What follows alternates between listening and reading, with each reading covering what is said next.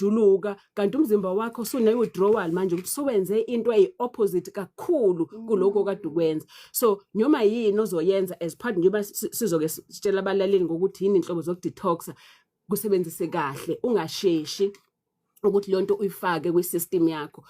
Abanye bake bathi mama Lady D ngidla i-fiber kuphela, angidli inyama, ngidli lutho. Yebo i-good fiber ngobani izoklina AP system, kule system zoyi-3 izoklina indle ukuthi ayihambe. But the minute usuyisebenzisa kakhulu nayo i-fiber uzoqunjelwa manje eswini ube nomoya, is because isisu sakho sesithukile ngoba wenze i-opposite too quickly. So yonke into step by step auntie. Irafeji izoba rafu kuwena.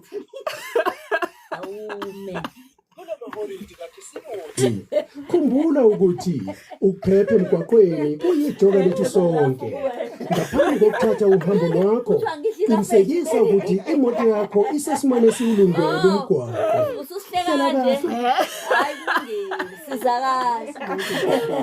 Lalela bazojabula laba abatshwala ukuthi ngithe ungaveli nje wenze too much kancane